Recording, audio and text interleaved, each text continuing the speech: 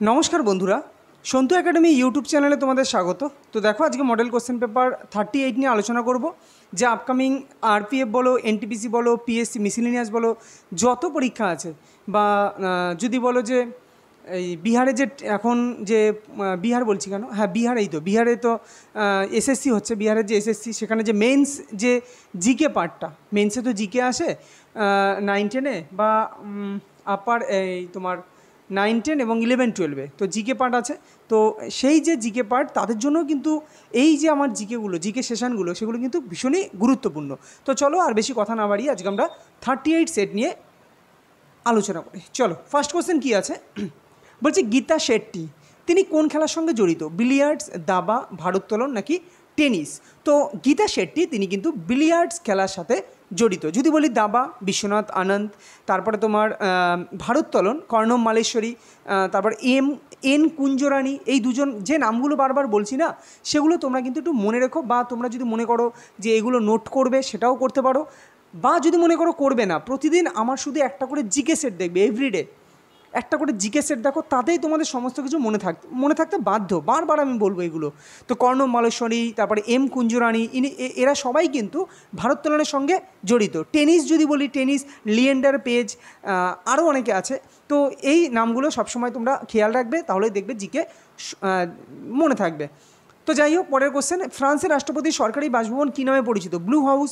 দেখো, blue house তো দক্ষিণ কোরিয়ার রাষ্ট্রপতির সরকারি বাসভবন। তো এইভাবে ক্যান্সেল আউট করবে, যত তথ্য তুমি পাবে বা জানবে তত ক্যান্সেল আউট করতে পারবে। সেটাও কিন্তু অ্যান্সার রাইট করার একটা সহজ উপায়।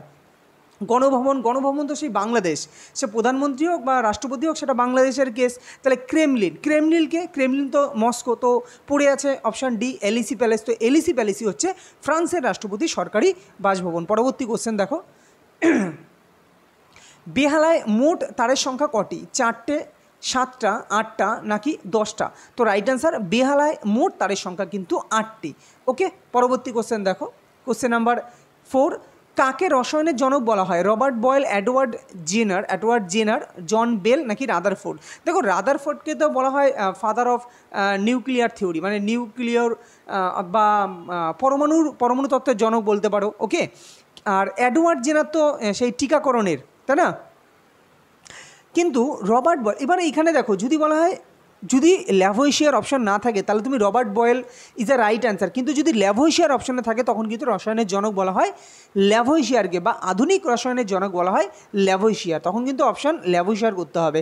ভারতে প্রকাশিত সর্বপ্রথম সংবাদপত্র বেঙ্গল গেজেট, এটা তোমরা সকলেই জানো, এটা সাপ্তাহিক সংবাদপত্র।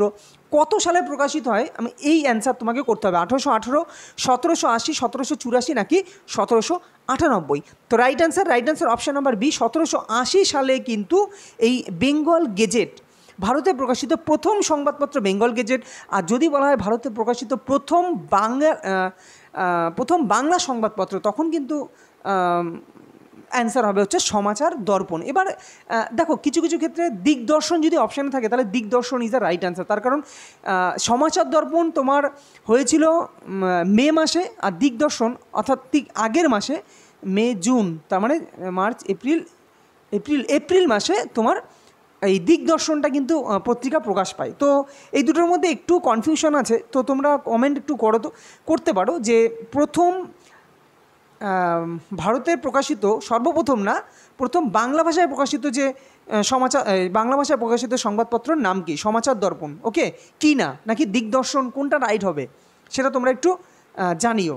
মেন ক্যাম্প এর রচয়িতাকে? Bill Clinton, Charlie Chaplin, Dhyanchand নাকি হিটলার? তো হিটলারের একটি বিখ্যাত বই হচ্ছে মেইন ক্যাম্প। পরবর্তী কোশ্চেন, নিম্নের কোন রাজ্যে কোনো উপজাতি নেই? মধ্যপ্রদেশ, আসাম, নাগাল্যান্ড নাকি হরিয়ানা? তো হরিয়ানা রাজ্যে কিন্তু কোনো উপজাতি নেই। এবং হরিয়ানাকে কি বলা হয়? দুধের বালতি, তাই না? হরিয়ানায় তোমার দুগ্ধ গবেষণাগার তো হরিয়ানাতেই আছে না, সেন্ট্রাল ডেয়ারি রিসার্চ ইনস্টিটিউট, সেটাও হরিয়ানাতে আছে। আর মধ্যপ্রদেশে ভিল উপজাতি দেখা যায় সবথেকে বেশি পরিমাণে। অসমে তো লেপচা উপজাতি, নাগাল্যান্ডের নাগা উপজাতি। পরবর্তী কোশ্চেন দেখো, শূদ্র জাগরণ গ্রন্থটির লেখককে? Samaresh Basu, Madhusudan Dutta, Swami Vivekananda, Bankimchandra Chattopadhyay? Right answer option number C, Swami Vivekananda. শূদ্র জাগরণ এই গ্রন্থের লেখককে স্বামী বিবেকানন্দ। এর সাথে দেখো, এই বঙ্কিমচন্দ্র চট্টোপাধ্যায় যদি বলি, তিনি দুর্গেশ নন্দিনীর আনন্দমঠ এই উপন্যাসগুলো লিখেছিলেন। কৃষ্ণকান্তের উইল এটাও কিন্তু বঙ্কিমচন্দ্র চট্টোপাধ্যায়ের কিন্তু। আর শরৎচন্দ্র চট্টোপাধ্যায় এখানে তো নেই, তবুও বলে দিই শরৎচন্দ্র চট্টোপাধ্যায় যেমন কী কী উপন্যাস লিখেছেন: শ্রীকান্ত, চরিত্রহীন, মেজদিদি, দেবদাস। দেবদাস তো একটা বইও আছে, শাহরুখ খানের একটা মুভি আছে দেবদাস, সেটাও শরৎচন্দ্র চট্টোপাধ্যায়েরই কিন্তু লেখা। সমরেশ বসুর কথা যদি বলি, সমরেশ বসু ইনি কিন্তু প্রজাপতি, তারপরে আদাব, এটা কিন্তু সমরেশ বসুর লেখা। ব্রজাঙ্গনা, এটা কিন্তু খুব দেয়। ব্রজাঙ্গনা কার লেখা? মধুসূদন দত্ত। কি ব্রজাঙ্গনা? ব্রজাঙ্গনা কার লেখা?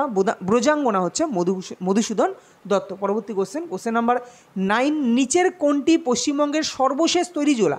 দেখো এই চারটেই কিন্তু পশ্চিমবঙ্গের খুব কাছাকাছি 2014 থেকে 2017 মধ্যে তৈরি হয়েছিল এই কটা জেলা, নতুন জেলা প্রত্যেকটাই। তার মধ্যে সর্বশেষ নতুন জেলা কোনটা? তো মনে রাখবে পশ্চিম বর্ধমান, যেটা আগে বর্ধমান ছিল। যেমন দুর্গাপুর, আসানসোল এগুলো তো বর্ধমান ডিস্ট্রিক্টের আওতায় পড়তো। তো এখন এই বর্ধমান প্রপার বর্ধমানটাকে করেছে পূর্ব বর্ধমান, আর দুর্গাপুর, আসানসোল ওই সাইডটা করেছে পশ্চিম বর্ধমান। তো পশ্চিম বর্ধমান হচ্ছে বর্তমানে পশ্চিমবঙ্গের সর্বশেষ তৈরি জেলা হচ্ছে পশ্চিম বর্ধমান, এবং এটা তৈরি করা হয়েছিল 2017 সালে। ক্লিয়ার? ঝাড়গ্রাম বা কালিম্পং কত সালে হয়েছিল এগুলো কিন্তু তোমরা দেখে রেখো, বা তোমরা আমাকে কমেন্টে জানাতে পারো যে কালিম্পং কত সালে, ঝাড়গ্রাম বা কালিম্পং এরা কত সালে এই জেলাগুলো সৃষ্টি হয়, মানে তৈরি করা হয়েছে। প্রথম বাঙালি আইসিএস অফিসারের নাম কি? সত্যেন্দ্রনাথ ঠাকুর, জ্ঞানেন্দ্রমোহন ঠাকুর, সুকুমার সেন, সোমনাথ চট্টোপাধ্যায়। দেখো সত্যেন্দ্রনাথ ঠাকুর তিনি হচ্ছেন কি প্রথম বাঙালি আইসিএস অফিসার। যদি বলি জ্ঞানেন্দ্রমোহন ঠাকুর, তিনি কে ছিলেন? প্রথম বাঙালি ব্যারিস্টার। প্রথম বাঙালি ব্যারিস্টার হচ্ছে কি জ্ঞানেন্দ্রমোহন ঠাকুর। আর সোমনাথ চট্টোপাধ্যায় কী ছিলেন? প্রথম বাঙালি লোকসভার অধ্যক্ষ। যদি বলা হয় ভারতের প্রথম অধ্যক্ষ কে ছিলেন? জিভি মাভলঙ্কার। কিন্তু প্রথম বাঙালি লোকসভার অধ্যক্ষ, মানে যেটা জিভি মাভলঙ্কার প্রথম লোকসভার অধ্যক্ষ ছিলেন। আর তোমার হচ্ছে প্রথম বাঙালি লোকসভার অধ্যক্ষ কে ছিলেন? সোমনাথ চট্টোপাধ্যায়। আর সুকুমার সেন তো মুখ্য নির্বাচন কমিশনার, ভারতের প্রথম মুখ্য নির্বাচন কমিশনার বাঙালি অবশ্যই সুকুমার সেন। পরবর্তী কোশ্চেন, উত্তর পশ্চিম রেলওয়ে জোন কোথায় অবস্থিত? এগুলো কিন্তু নতুন সৃষ্টি।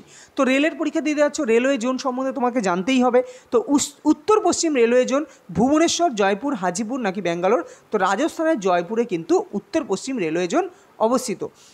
ভারত ছাড়া আর কোন দেশ 15ই আগস্ট স্বাধীনতা দিবস পালন করে? কাতার, কঙ্গো, উরুগুয়ে নাকি ইন্দোনেশিয়া? তো কঙ্গো কিন্তু একটি দেশ যে ভারত ছাড়া, ভারতও 15ই আগস্ট যেদিন স্বাধীনতা দিবস পালন করে, এবং সেদিন কঙ্গো দেশটিও কিন্তু স্বাধীনতা দিবস পালন করে। এবং কঙ্গো বলতে গিয়ে, কঙ্গো একটা নদী আছে, এই নদীটা কিন্তু নিরক্ষরেখাকে কিন্তু দুবার অতিক্রম করেছে কঙ্গো নদী।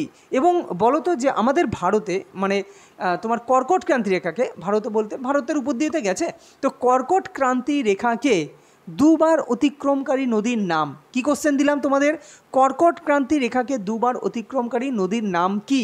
সেটা আমাকে কমেন্টে তোমরা জানাবে। লতা মঙ্গেশকর কত সালে ভারতরত্ন সম্মানে ভূষিত হন? 2005, 2002, 2001 নাকি 2003? তো লতা মঙ্গেশকর কিন্তু ভারতরত্ন সম্মানে ভূষিত হন কিন্তু 2001 সালে। পুরনো হলেও কিন্তু এইগুলো সর্বদা গুরুত্বপূর্ণ, সর্বদা ইম্পর্টেন্ট কোশ্চেন যে কোনো পরীক্ষার জন্য।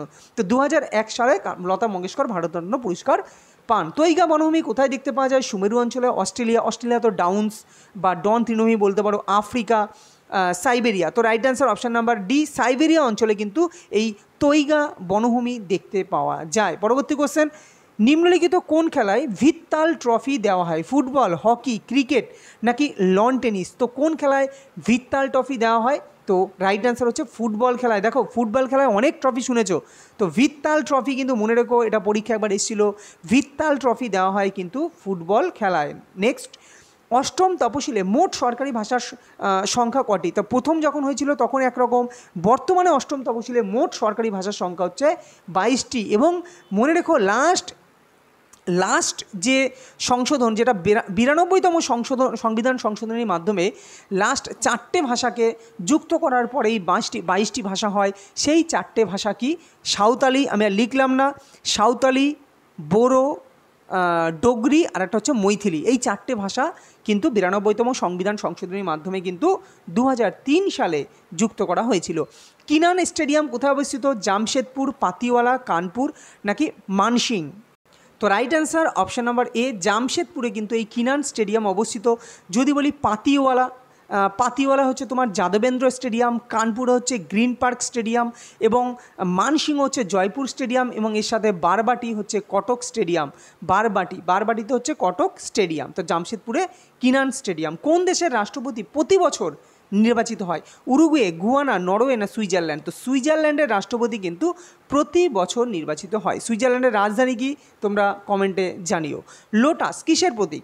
শান্তি। দেখো শান্তি তো জলপাই, তোমরা জানো ইউএন যে রাষ্ট্রসংঘের যে পতাকা সেখানে জলপাইয়ের চিহ্ন আছে। তো রাষ্ট্রসংঘ যেহেতু শান্তির প্রতীক, কোথাও যুদ্ধ লাগলে সেখানে গিয়ে সবাই, যেমন আমাদের মধ্যে কোনো সমস্যা হলে আমরা কোথায় যাই? হাইকোর্ট, কোর্টে যাই।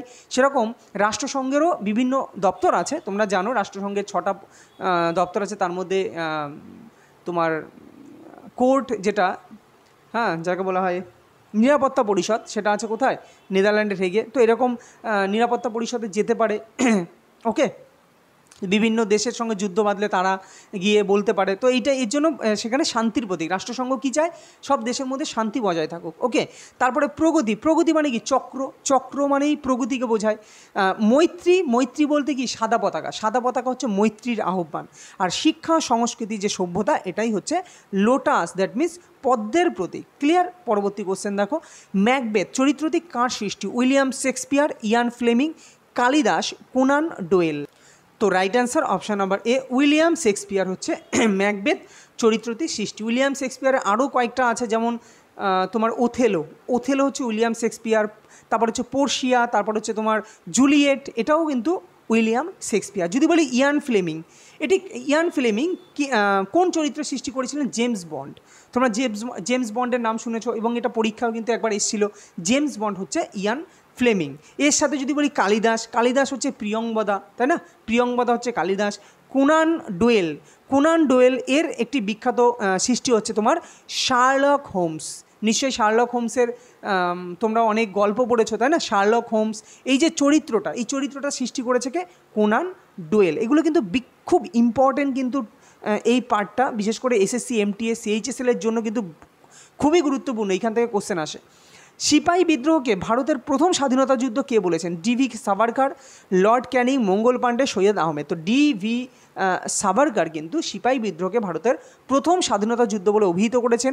আচ্ছা, মঙ্গল পাণ্ডে, এই যে সিপাহী বিদ্রোহের প্রথম শহীদ যদি বলা হয় কে, তিনি ছিলেন মঙ্গল পাণ্ডে। জয়ন্তী ঘোষ নিম্নলিখিত কোন খেলার সঙ্গে বা কোন নৃত্যের সঙ্গে জড়িত? কত্থক, ওড়িশি, ভারতনাট্যম নাকি ছৌ? তো রাইট অ্যান্সার জয়ন্তী ঘোষ, কিন্তু তিনি ছৌ নৃত্যের সঙ্গে জড়িত হচ্ছে জয়ন্তী ঘোষ। ওকে, ছৌ না, সরি, ওড়িশি নৃত্যের সঙ্গে জড়িত হচ্ছে কে? জয়ন্তী ঘোষ। কোন নৃত্যের সঙ্গে? ওড়িশি নৃত্যের সঙ্গে জড়িত জয়ন্তী ঘোষ। পরবর্তী কোশ্চেন, মারডেকা কোথাকার সংবাদপত্র? ইন্দোনেশিয়া, রাশিয়া, বেজিং নাকি লন্ডন? দেখো লন্ডনের তো দ্য টাইমস তোমরা জানো, বেজিং দ্য পিপলস এরকম একটা নাম, তো আশা করি বুঝে যাবে। রাশিয়া হচ্ছে তোমার প্রাভদা ভীষণ গুরুত্বপূর্ণ, পরীক্ষায় এর আগেও এসেছে বা ভবিষ্যতেও আসবে। প্রাভদা আর একটা আছে, এই মুহূর্তে খেয়াল নেই। তো প্রাভদা কিন্তু রাশিয়ার একটা বিখ্যাত সংবাদপত্র। ইন্দোনেশিয়া হচ্ছে মারডেকা কোথাকার সংবাদপত্র? ইন্দোনেশিয়ার রাজধানী কি? জাকার্তা। কোন রাজ্যে পঞ্চায়েতি রাজ প্রথম চালু হয়? গুজরাট, মধ্যপ্রদেশ, উত্তরপ্রদেশ নাকি রাজস্থান? তো রাজস্থানের নাগর জেলায়, তাই না? রাজস্থানের নাগর জেলায় প্রথম পঞ্চায়েতি রাজ চালু হয়। এবং আর একটা কোশ্চেন তোমাদের জন্য এটা দিলাম, যে দ্বিতীয় মানে পঞ্চায়েতি রাজ রাজস্থানে প্রথম চালু হয়, দ্বিতীয় কোন রাজ্যে তারপরে ইমপ্লিমেন্ট হয়? দ্বিতীয় কোন রাজ্যে তোমার এই পঞ্চায়েতি রাজ চালু হয়? এটা তোমরা কমেন্টসে জানাবে। ওকে, আর কততম সংবিধান সংশোধনীর মাধ্যমে পঞ্চায়েতি রাজ চালু হয়? ৭৩তম সংবিধান সংশোধন। দেখো এইখানে একটা জিনিস হয়তো তোমরা ভুলে যাও, কিন্তু আমি এর আগেও শিখিয়েছি, একবার শুধু বলে দিচ্ছি। পঞ্চায়েতি রাজ কয় স্তর বিশিষ্ট? এটা কয় স্তর বিশিষ্ট? 3 স্তর। তোমরা জানো 30 স্তর, কেননা পঞ্চায়েত সবথেকে নিম্নতর স্তর কি? পঞ্চায়েত, তারপরে হচ্ছে পঞ্চায়েত সমিতি, তারপরে হচ্ছে জেলা পরিষদ, তাহলে 30 স্তর। তো তাই পঞ্চায়েতি রাজ ব্যবস্থাটা এই যে এটা সেটা কোন কমিটির রিপোর্টে? তো মনে রাখবে বলবন্ত একজনের নাম, রাও, বলবন্ত রায় মেহতা। তো তিনজন ব্যক্তি। তো বলবন্ত রায় মেহতা কমিটির ভিত্তিতে কিন্তু এই পঞ্চায়েতি রাজ, যে ত্রিস্তর বিশিষ্ট পঞ্চায়েতি রাজ, এইটা কিন্তু এই কমিটির সুপারিশে কিন্তু তৈরি হয়। ক্লিয়ার? এবার যদি বলে দ্বিস্তর বিশিষ্ট পঞ্চায়েতি রাজ কোন কমিটির? দ্বিস্তর বিশিষ্ট মানে যেটা হচ্ছে মণ্ডল পঞ্চায়েত। ওকে, তো এটা কোন কমিটির সুপারিশে? মনে রাখবে অশোক মেহতা। দেখো দুজন ব্যক্তি আছে, অশোক আছে আর মেহতা আছে। ক্লিয়ার? তো এইভাবে টেকনিক্যালি তুমি যদি জিনিসগুলোকে পড়ে নাও তো তুমি কোনোদিনই ভুলতেই পারবে না, অসম্ভব ভোলা। তো ওকে, আর কত সালে প্রথম পঞ্চায়েতি রাজ চালু হয় সেটা তোমাদের আমি দিলাম। তাহলে এইখানে কি দিয়েছি? এখানে দুটো কোশ্চেন দিয়েছি। কি কি? একটা দিয়েছি 1 নম্বর কোশ্চেন দিয়েছি সেকেন্ড পঞ্চায়েতি রাজ ব্যবস্থা কোন রাজ্যে চালু হয়, আর দ্বিতীয় কোশ্চেন দিয়েছি কত সালে প্রথম পঞ্চায়েতি রাজ, মানে সংবিধানে গৃহীত হওয়ার পর পঞ্চায়েতি রাজ ব্যবস্থা কত সালে চালু হয়। চলো পরবর্তী কোশ্চেন দেখো। আবুল ফজল নিম্নলিখিত কোন বিষয়ের সঙ্গে জড়িত? সাহিত্য, রাজনীতি, শিল্প, অর্থনীতি। তো আবুল ফজল কিন্তু আকবরের রাজসভার একজন সভাকবি ছিলেন, তিনি কিন্তু সাহিত্যের সাথে জড়িত আবুল ফজল। নেক্সট পরবর্তী কোশ্চেন, দ্য লাস্ট জাজমেন্ট চিত্রকরটি কে ছিলেন, মানে চিত্রকর কে ছিলেন? দ্য লাস্ট জাজমেন্ট চিত্রকরটি অ্যাকচুয়ালি কার আঁকা, চিত্রকরটা কে ছিলেন এটাই বলছে। Leonardo da Vinci, Pablo Picasso, Michelangelo, Raphael. তো right answer option number C, Michelangelo কিন্তু ছিলেন কি দ্য লাস্ট জাজমেন্ট এর চিত্রকর। এই চিত্রকর কে ছিলেন? Michael Angelo. এবং এই মাইকেল অ্যাঞ্জেলো আর একটা বিখ্যাত তিনি চিত্র রচনা করেছেন, সেটা হচ্ছে ম্যাডোনা অ্যান্ড চাইল্ড। ভীষণ গুরুত্বপূর্ণ, পরীক্ষায় কিন্তু আসে, বলে দিলাম। Madonna and child. ওকে, আচ্ছা ইংলিশে লিখলাম CHILD, ম্যাডোনা অ্যান্ড চাইল্ড। এটা হচ্ছে মাইকেল অ্যাঞ্জেলোর আরেকটা চিত্র, দ্য লাস্ট জাজমেন্ট, আর একটা হচ্ছে ম্যাডোনা অ্যান্ড চাইল্ড। আরও কয়েকটা আছে, তো এই দুটো খুব গুরুত্বপূর্ণ। লিওনার্দো দা ভিঞ্চির যেমন তোমার the last supper Leonardo da Vinci, Mona Lisa Leonardo da Vinci, যুদ্ধের ট্যাঙ্ক লিওনার্দো দা ভিঞ্চি, তারপরে তোমার সাবমেরিন, এগুলো কিন্তু সব Leonardo da Vinci. Pablo Picasso এর গুরুত্বপূর্ণ একটা চিত্র যেটা খুব আসে, blue pyramid, Pablo Picasso. The potman rule, তারপর হচ্ছে তোমার আরেকটা খুব ইম্পর্টেন্ট যেটা হচ্ছে কি একটা নাম, সায়েন্স ইন চ্যারিটি, এটাও কিন্তু চিত্রকর হচ্ছে কে? Pablo Picasso. Discovery of India গ্রন্থটির রচয়িতাকে? জওহরলাল নেহরু, দান্তে, স্বামী শিবানন্দ নাকি অরবিন্দ ঘোষ? তো right answer Jawaharlal Nehru. Discovery of India এর লেখক হচ্ছে জওহরলাল নেহরু। যদি দান্তের কথা বলি, এটা দান্তে বানানটা হচ্ছে দয়াকার নয় দয়কার, অনেক সময় মানে এডিট করার সময় হয়তো একটু গন্ডগোল হয়ে যায়, তো এগুলো অ্যাভয়েড করবে, নামটা মনে রাখবে। দান্তে কি? Divine comedy. দান্তের একটা বিখ্যাত গ্রন্থ হচ্ছে ডিভাইন কমেডি, আর ডিভাইন লাইফকে স্বামী শিবানন্দ। আর যদি অরবিন্দ ঘোষের কথা বলি, অরবিন্দ ঘোষ হচ্ছে তোমার অ্যাসেজ অফ গীতা, তাই না? অ্যাসেজ অফ গীতা হচ্ছে অরবিন্দ ঘোষ। পরবর্তী কোশ্চেন, নীল বিদ্রোহের নেতৃত্বের জন্য কাকে বাংলার নানা সাহেব বলা হয়?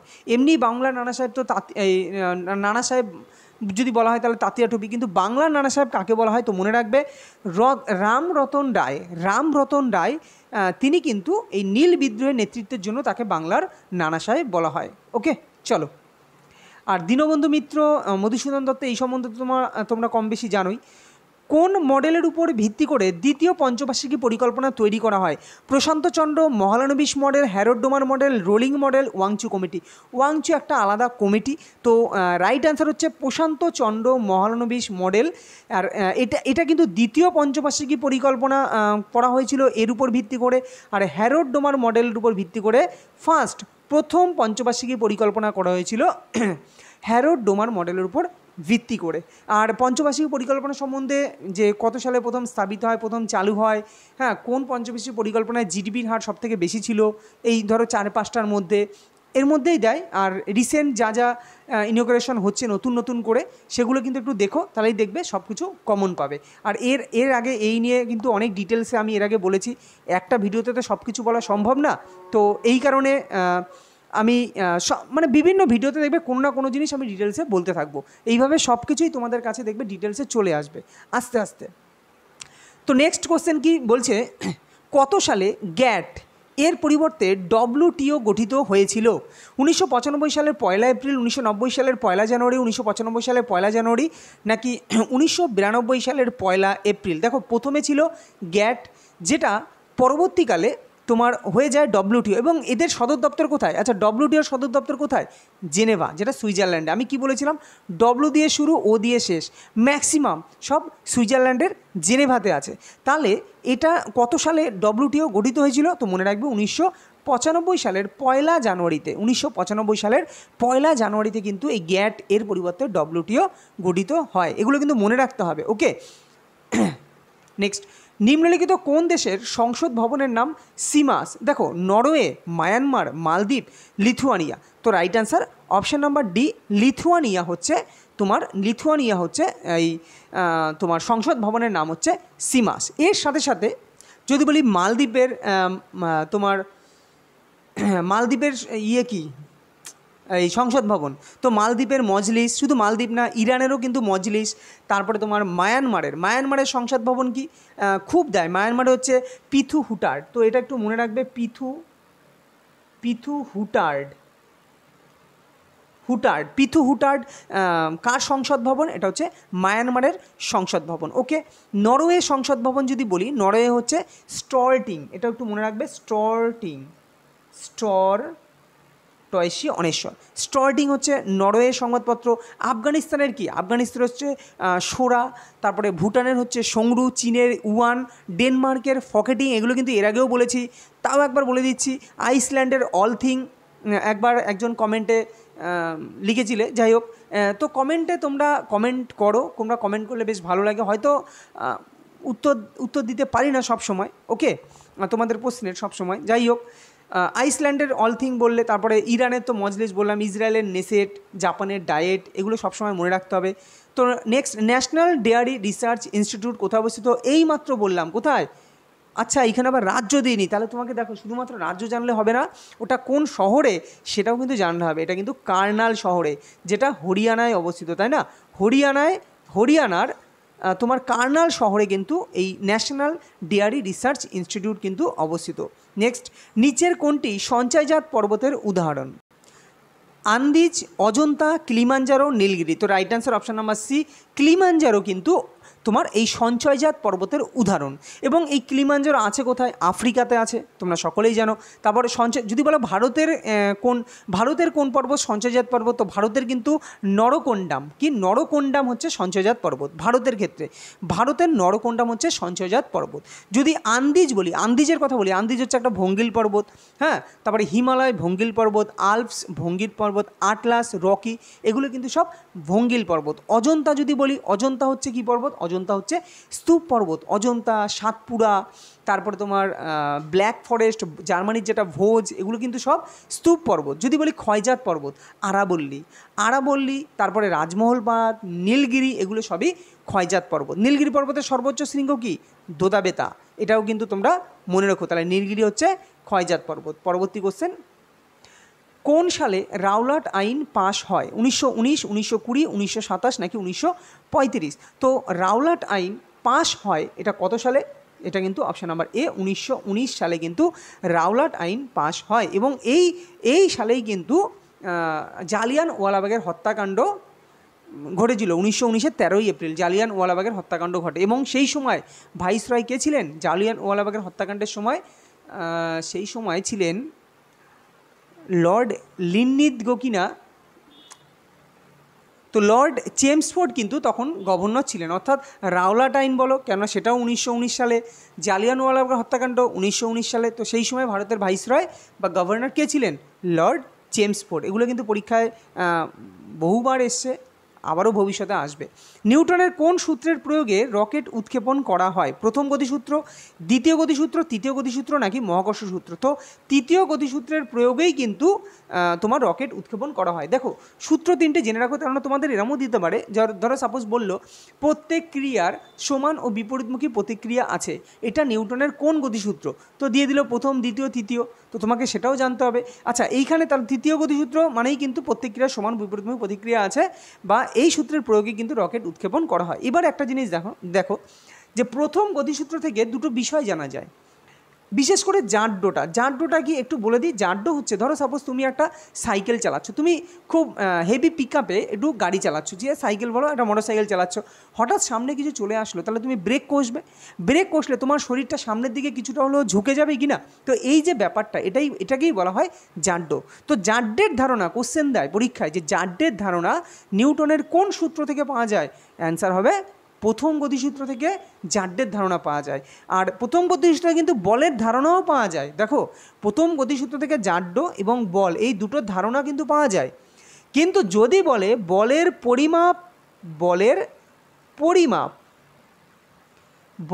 পরিমাপের ধারণা কোন সূত্র থেকে পাওয়া যায়, তখন কিন্তু অপশান হবে দ্বিতীয় গতিসূত্র থেকে। কেননা এই সূত্রের প্রয়োগেই আমরা F = ma বা mf, কেউ ma বলে, এ মানে অ্যাসিলারেশন, কেউ F দেয়, F মানেও অ্যাসিলারেশন মানে ত্বরণ। তো F = ma, এই যে সূত্রের ধারণাটা পাই আমরা দ্বিতীয় গতিসূত্র থেকে। আর F মানেই হচ্ছে বল, তাহলে বলের যে আমরা পরিমাপ ক্যালকুলেশন করে বার করবো সেটা দ্বিতীয় গতিসূত্র থেকে। আশা করি তোমরা বুঝতে পেরেছো আমি কি বলতে চাইছি। নিচের কোন পদার্থটি সবুজ সোনা নামে পরিচিত? খনিজ তেল। দেখো, খনিজ তেল, পেট্রোলিয়াম, এটা তো কালো সোনা বলা হয়, পাট আলাদা। লিথিয়ামকে বলা হয় হোয়াইট সোনা। তো right answer option number C, চাকে বলা হয় তোমার সবুজ সোনা। এবার একটা জিনিস দেখো, লিথিয়ামকে আমি হোয়াইট সোনা বললাম, যদি লিথিয়াম অপশানে না থাকে হোয়াইট সোনা, প্লাটিনামকেও কিন্তু হোয়াইট সোনা বলা হয়, মানে সাদা সোনা।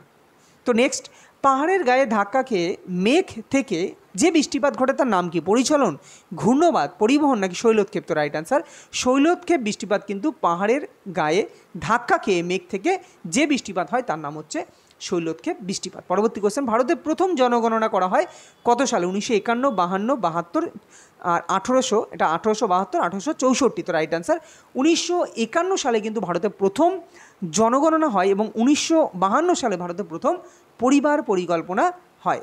নেক্সট, নারোডা পারমাণবিক কেন্দ্র কোন রাজ্যে অবস্থিত? মহারাষ্ট্র, রাজস্থান, উত্তরপ্রদেশ নাকি তামিলনাড়ু? তো রাইট অ্যান্সার উত্তরপ্রদেশে কিন্তু এই নারোডা পারমাণবিক কেন্দ্র অবস্থিত। মহারাষ্ট্রে গিয়ে আছে তারাপুর, রাজস্থানে হচ্ছে আচ্ছা, কর্ণাটকে তো তোমার কর্ণাটকে কৈগা আছে, রাজস্থানে কোটা, ঠিক, কোটা পারমাণবিক কেন্দ্র হচ্ছে রাজস্থানে অবস্থিত। আর তামিলনাড়ু হচ্ছে কালাপক্কম হচ্ছে তামিলনাড়ু। যদি বলি গুজরাটের হচ্ছে কাকরাপাড়া। নেক্সট, বায়ুমণ্ডলের কোন স্তর রেডিও তরঙ্গকে প্রতিফলিত করে পৃথিবীতে প্রেরণ করে? ওজোনোস্ফিয়ার, এক্সোস্ফিয়ার, আয়োনোস্ফিয়ার নাকি মেসোস্ফিয়ার? তো দেখো, আচ্ছা অ্যান্সারটা দিয়ে নিই। বায়ুমণ্ডলের আয়োনোস্ফিয়ার স্তর, যাকে বলা হয় আয়নমণ্ডল, সেখানেই কিন্তু তোমার রেডিও তরঙ্গ প্রতিফলিত হয়ে আবার পৃথিবীতে ফিরে আসে। এবং এই আয়োনোস্ফিয়ারেই কিন্তু দেখা যায় তোমার অরেরা বোরেলিয়াস, ঠিক আছে। তারপরে তোমার যদি বলা হয় যে আয়ন, মানে কোন স্তরে আয়নে ভেঙে থাকে, তো সেটাও কিন্তু আয়নমণ্ডল, যেখানে হচ্ছে আয়োনোস্ফিয়ার। এটাও কিন্তু মনে রেখো। ওজোনোস্ফিয়ারের যদি কথা বলি, ওজোনোস্ফিয়ার অ্যাকচুয়ালি কোন স্তরে আছে? ওজোনোস্ফিয়ার নিজেই আছে হচ্ছে তোমার কোন স্তরে? সেটা হচ্ছে স্ট্র্যাটোস্ফিয়ারে। ক্লিয়ার? প্রথমে হয় ট্রোপোস্ফিয়ার, তারপরে স্ট্র্যাটোস্ফিয়ার, তারপরে হচ্ছে ওজোনোস্ফিয়ার, তারপরে মেসোস্ফিয়ার, তারপরে আয়োনোস্ফিয়ার, তারপরে আয়নমণ্ডলের মধ্যেই থার্মোস্ফিয়ার, তারপরে হয় এক্সোস্ফিয়ার। ক্লিয়ার? তোমাকে এটাও দিতে পারে কোশ্চেন যে থার্মোস্ফিয়ার বায়ুমণ্ডলের কোন স্তরে অবস্থিত? তো মনে রাখবে থার্মোস্ফিয়ার কিন্তু এই আয়োনোস্ফিয়ারের মধ্যেই কিন্তু অবস্থিত থার্মোস্ফিয়ার। ক্লিয়ার? আর যদি বলা হয় যে মহাকাশ স্টেশন করা হয়, সেটা কোথায়? এক্সোস্ফিয়ার হচ্ছে সবথেকে সর্বশেষ যে স্তর। আর সবথেকে শীতলতম স্তর কোনটা? সবথেকে শীতলতম স্তর হচ্ছে মেসোস্ফিয়ার। ক্লিয়ার? সবথেকে শীতলতম স্তর। আর যদি বলা হয় ক্ষুব্ধমণ্ডল বলা হয় কোন স্তরকে? তো ট্রোপোস্ফিয়ার, যেখানে বায়ুমণ্ডল আছে, আমরা জীব জগৎ বেঁচে আছে, এই যে আমরা আছি, এই যে বায়ুমণ্ডল আমাদের চারপাশে, সেটা হচ্ছে ট্রোপোস্ফিয়ার। এবং এইখানে একটা গুরুত্বপূর্ণ কোশ্চেন আসে যে ট্রোপোস্ফিয়ারে প্রতি 1 কিমি উচ্চতা বৃদ্ধিতে, ধরো আমি নিচে আছি এইখানে বসে, তা আমি 1 কিমি উঁচুতে যাচ্ছি, এই যে 1 কিমি আমি উঁচুতে যাওয়ার ফলে আমার টেম্পারেচার কত ডিগ্রি করে হ্রাস পায়? কেননা তোমরা জানো সমুদ্রপৃষ্ঠ থেকে যত দার্জিলিংয়ের দিকে যাবে অর্থাৎ উঁচুতে যাবে তত কী হবে, সেখানে দেখবে ঠান্ডা বেশি, তাই কি না? তাহলে টেম্পারেচার হ্রাস পায়। তো কোশ্চেন আছে কত ডিগ্রি করে টেম্পারেচার হ্রাস পায়? তো মনে রাখবে 6.4 ডিগ্রি সেন্টিগ্রেড করে কিন্তু 1 কিমি উচ্চতা বৃদ্ধিতে কিন্তু টেম্পারেচার হ্রাস পায়। এটা কিন্তু পরীক্ষায় অনেক পরীক্ষায় বারবার দিয়েছে, এনটিপিসি বলো, রেলওয়ে গ্রুপ ডি বলো, এসএসসি বলো, সমস্ত পরীক্ষার জন্য এই কোশ্চেনটা ভীষণই গুরুত্বপূর্ণ। তো চলো নেক্সট কোশ্চেন। বলছে নিচের কোনটি উচ্চতা মাপক যন্ত্র? ক্রোনোমিটার, অডিওমিটার, অল্টিমিটার নাকি ল্যাক্টোমিটার? তো right answer option C, altimeter দিয়ে কিন্তু উচ্চতা মাপা হয়। বাকি তো তোমরা এগুলো অনেকবার পড়িয়েছি, তোমরা জানোই। নিম্নের কোন দিনটি তামাক বিরোধী দিবস হিসেবে পালিত হয়? 31শে মে, 28শে মে, 8ই মে, 1লা মে? তো রাইট অ্যান্সার 31শে মে কিন্তু তামাক বিরোধী দিবস হিসাবে পালিত হয়। সারা ভারত কিষাণ কংগ্রেসের সভাপতি কে ছিলেন? মানবেন্দ্র রায়, সহজানন্দ সরস্বতী, ফজলুল হক নাকি তোজো? তো রাইট অ্যান্সার সহজানন্দ সরস্বতী, তিনি ছিলেন সারা ভারত কিষাণ কংগ্রেসের সভাপতি ছিলেন সহজানন্দ সরস্বতী। ওকে, মানবেন্দ্র রায় কে ছিলেন? তিনি কিন্তু ভারতে যে কমিউনিস্ট পার্টি তৈরি হয়েছিল সেই কমিউনিস্ট পার্টির প্রতিষ্ঠাতা ছিলেন মানবেন্দ্র রায়। আমরা পড়েছি এম এন রায়, তাই না? এম এন রায় মনে পড়ে? এম এন রায় সংবিধানে মানে সংবিধানের যে উপদেষ্টা, অর্থাৎ সংবিধান গঠন করতে হবে তার উপদেষ্টা ছিলেন এম এন রায়, তাই কি না? তো সেইখান থেকে তিনি কিন্তু ভারতের কমিউনিস্ট পার্টির প্রতিষ্ঠাতা। আচ্ছা, ফজলুল হক কে ছিলেন? তিনি প্রথম যে লাহোর প্রস্তাব উত্থাপন করেন কিন্তু এই ফজলুল হক। আর তোজো কে ছিলেন? দেখো তোজো নামটা তোমরা শুনে থাকবে। তোজো ইনি ছিলেন যখন তোমার নেতাজি সুভাষচন্দ্র বসু জার্মানি পালিয়ে যায়, ওকে, জার্মানি যায়, জার্মানি না জাপানে যায়, তো তখন জাপানের সেই সময়ের যে প্রধানমন্ত্রী ছিলেন তিনি ছিলেন তেজো বা তোজো। ওকে, চলো পরবর্তী কোশ্চেন। শিবকুমার শর্মা কোন বাদ্যযন্ত্রের সঙ্গে জড়িত? সন্তুর, সানাই, ভায়োলিন, তবলাবাদক? তো রাইট অ্যান্সার সন্তুরের সাথে কিন্তু জড়িত হচ্ছে শিবকুমার শর্মা। এবং মনে রেখো সন্তুরে 100টি টোটাল 100টি কিন্তু পেনের আবার কি হলো, টোটাল 100টি তার থাকে, 100টির বেশি বা 100টি তার থাকে সন্তুরে। ওকে, বাকি সানাইবাদক, ভায়োলিন এগুলো অনেকবার বলেছি, তবলাবাদক, হ্যাঁ, উস্তাদ জাকির হোসেন তবলাবাদক, বিসমিল্লা খান হচ্ছে সানাইবাদক। ওকে, নেক্সট কোশ্চেন নাম্বার 45 বলছে বর্তমানে ভারতের সর্বমোট কয়টি জাতীয় ব্যাংক রয়েছে? 19টি, 11টি, 12টি, 16টি? তো right answer option number C. এগুলো কিন্তু তোমাকে পুরো মুখস্থ রাখতে হবে, একদম স্ট্যাটিক, মানে এগুলো তো চেঞ্জ হবে না, এগুলো হ্যাঁ চেঞ্জও হতে পারে যদি কমানো হয়, যেমন আগে জাতীয় ব্যাংক আরও ছিল, এগুলো একসঙ্গে মার্চ করতে করতে বর্তমানে জাতীয় ব্যাংকের সংখ্যা কিন্তু 12টি। দেখো পরবর্তী কোশ্চেন।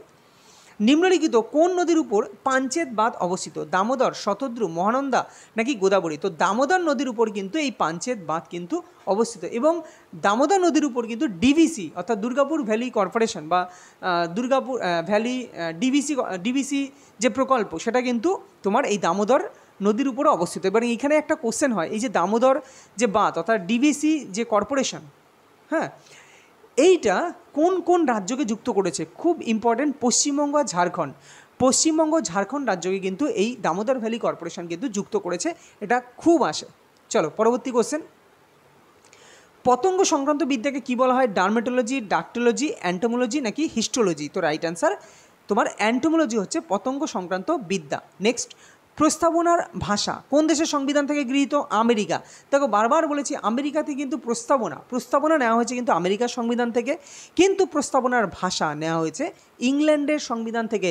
আয়ারল্যান্ডের সংবিধান থেকে কী নেওয়া হয়েছে? ডিপিএসপি অর্থাৎ directive principle of state policy, নির্দেশমূলক নীতি, এটা নেওয়া হয়েছে কিন্তু আয়ারল্যান্ডের সংবিধান থেকে। আমেরিকা থেকে মৌলিক অধিকার নেওয়া হয়েছে, ফান্ডামেন্টাল রাইটস, ফান্ডামেন্টাল ডিউটিস নেওয়া হয়েছে কি রাশিয়ার সংবিধান থেকে। ওকে, ইংল্যান্ডের থেকে তো অনেক কিছু নেওয়া হয়েছে, ইংল্যান্ড বা ব্রিটেন থেকে, সেগুলো তোমরা বারবার পড়িয়েছি, তোমরা দেখে নিও। কত সালে দিল্লিতে রাজধানী স্থানান্তর হয়? 1910, 1911, 1912 নাকি 1913? তো right answer option number 11, option number B, 1911 সালে কিন্তু তোমার এই তোমার কি কলকাতা থেকে রাজধানী দিল্লিতে কিন্তু স্থানান্তর হয়। এবং ওই সময় ভাইসরয় কে ছিলেন? ওই সময় ভাইসরয় ছিলেন হার্ডিঞ্জ। তো ভীষণ গুরুত্বপূর্ণ, মনে রেখো হার্ডিঞ্জ। তো হার্ডিঞ্জ, তোমার লর্ড হার্ডিঞ্জ ওই সময় কিন্তু ভাইসরয় ছিলেন যখন কলকাতা থেকে দিল্লিতে রাজধানী স্থানান্তর হয়, এবং এই 1911 সালেই কিন্তু বঙ্গভঙ্গ রদ হয়। তাহলে বঙ্গভঙ্গ রদও হয় কিন্তু লর্ড হার্ডিঞ্জের সময়। এবার যদি বলা হয় বঙ্গভঙ্গ চালু হয় কখন, তো বঙ্গভঙ্গ চালু হয় কিন্তু লর্ড কার্জনের সময়। সেই সালটা কত, সালটা হচ্ছে 1905 সালে বঙ্গভঙ্গ চালু হয়, এবং 1906 সালে বাংলাদেশের ঢাকায় মুসলিম লীগ কিন্তু তৈরি হয়। প্রথম মুসলিম লীগ প্রতিষ্ঠা হয়েছে বাংলাদেশের ঢাকায় 1906 সালে। ক্লিয়ার? তো এইগুলো কিন্তু প্রত্যেকটা কোশ্চেন কিন্তু ভীষণই গুরুত্বপূর্ণ, যা যা আলোচনা করি আমি এইগুলোই ঘুরিয়ে পেঁচিয়ে দেখবে পরীক্ষায় আসবে, আর যত প্র্যাকটিস করবে তত মনে থাকবে, তত তোমরা পারবে। নিম্নের কোন নদীর তীরে বার্লিন শহরটি অবস্থিত? দানিউব, হাডসন, পোটোম্যাক নাকি স্প্রি? তো এটা হবে স্প্রি। তো রাইট অ্যান্সার স্প্রি নদীর তীরে কিন্তু এই বার্লিন শহরটি অবস্থিত। এর সাথে দেখো আমাদের আজকের যে জিকে 38 নম্বর সেট সেটা কমপ্লিট হলো। আর একটা কথা বলে রাখি, আমি কিন্তু তোমাদের কি বলে সন্তু একাডেমি এই চ্যানেলে কিন্তু টেলিগ্রাম চ্যানেল আছে। তোমরা কিন্তু আগে টেলিগ্রামে পিডিএফ ডাউনলোড করে দিই, মানে পিডিএফ দিয়ে দিই, সেখান থেকে তোমরা আগে কোশ্চেন আনসার করে নিয়ে পরে আমার ভিডিও দেখে মেলাতে পারো, ফলে নিজেরা বুঝতে পারবে যে কতটা কি তোমরা তৈরি আছো, আগামী পরীক্ষার জন্য কতটা প্রিপারেশনে রেডি আছে। তো দেখা হবে পরবর্তী কোনো ভিডিওতে, ততক্ষণ ভালো থেকো, সুস্থ থেকো। আর যদি ভালো লাগে তো লাইক শেয়ার কমেন্ট করতে একদম ভুলো না। ভালো লাগলে চ্যানেলটিকে প্লিজ সাবস্ক্রাইব করে দিও।